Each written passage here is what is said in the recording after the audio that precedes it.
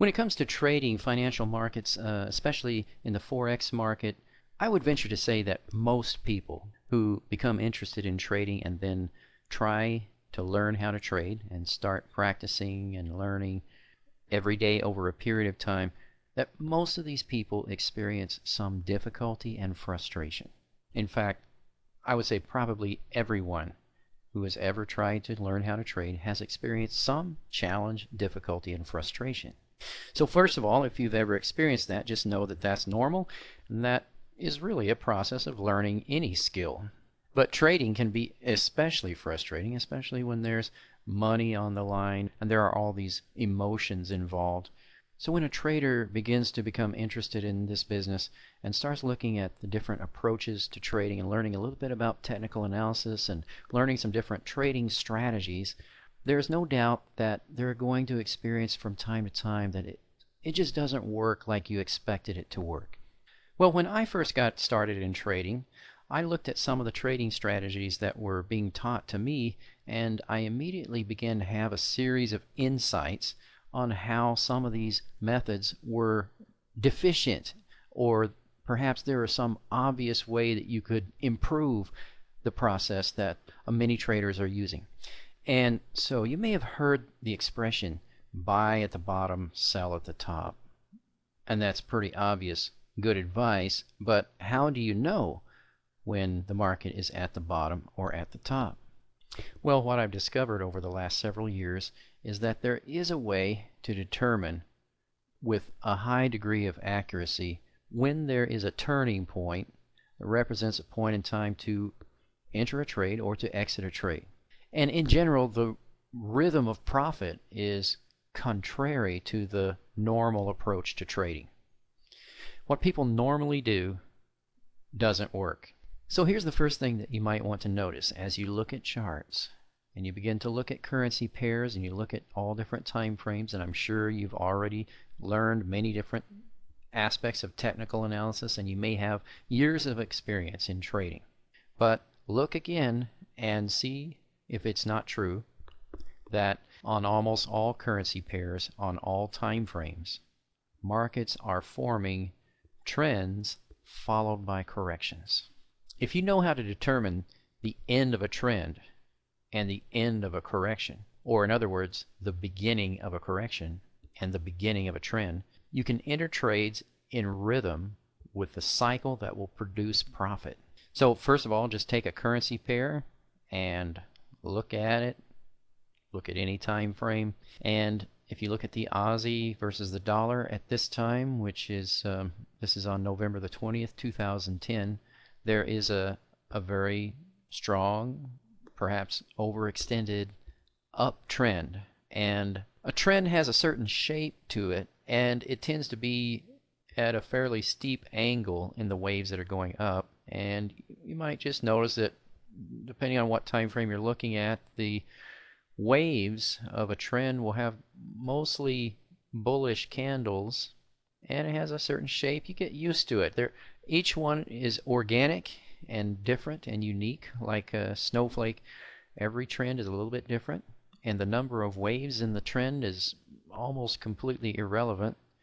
But what is important is the fact that the market does form trends. And then there are corrections, these sections right here, where the price is really going up over this entire time, starting at June 9th, 2010, and it's really been going up all that time, but there are periods when it's going down, and these areas are corrective waves in a trend. And if you go to a shorter time frame, each one of these waves going up is a trend of its own, and the waves that are going down are corrections to a trend. Now just take any currency pair and look at any time frame, and you're going to see this. Somewhere you're going to see movement in one direction that forms trend-like action, and a reversal of the market may often be that there is a turning point on a longer time frame. Now let's look at the euro versus the dollar, because this one has some really clear and distinct patterns that are so clear that they are almost perfect. Well, the point is Whenever you see really strong movement that a currency pair or any financial equity has been moving strong in one direction, at that point you want to be looking for an exit to a trade. And that's when most traders are actually looking to enter a trade, is after it has moved. Then people get excited about it.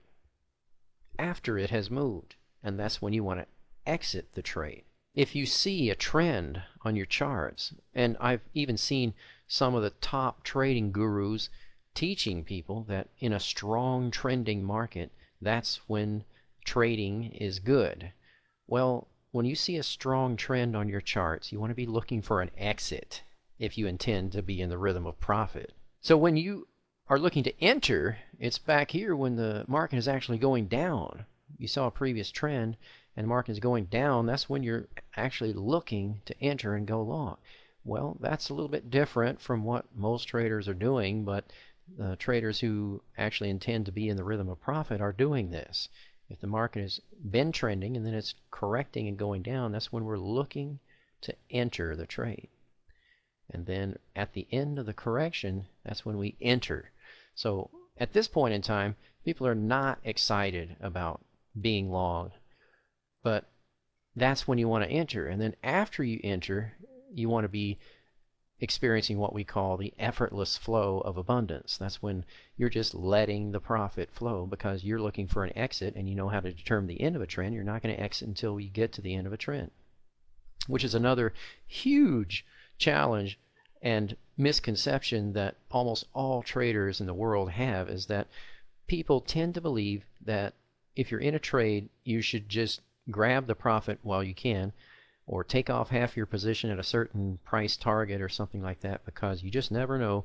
And the belief is that you can't tell when there's the end of a trend. And if you do know how to determine the end of a trend, you see that there's a certain phenomenon, it happens every single time, then you know that you can just stay in the trade and you stay in until the end of the trend. And if you enter at the beginning of a trend, and if you exit at the end of a trend, you're getting about the best possible results that you can get in trading. And you're doing something that may be kind of the opposite of what most people are doing. So the key is if you can determine the end of a trend and the end of a correction. Now the end of a trend is the beginning of a correction, and the end of a correction is the beginning of a trend. Once you see how to do this, you are going to be so excited that you're going to start creating a vision for your life that you never dreamed of before.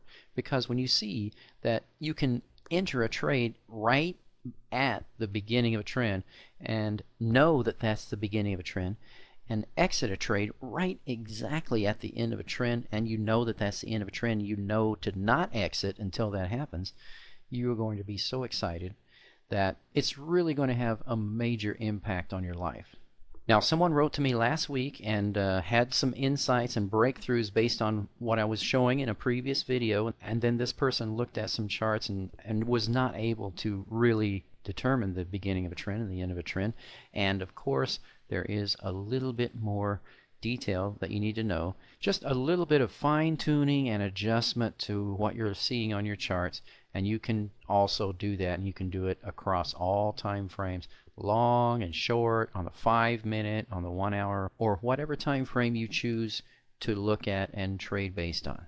And because you are able to see that, you're also going to be able to see what time frame is the current trading opportunity happening on. Because you're not just going to go to any time frame arbitrarily, but you're going to go to the time frame where the current opportunity is happening, and you're going to adjust your charts so that you can see that entry and that exit. And then when the trade is shifting to a different time frame, you're going to shift right with it exactly at the right time. You're going to go from one time frame to another time frame and then focus on that time frame where that opportunity is now happening.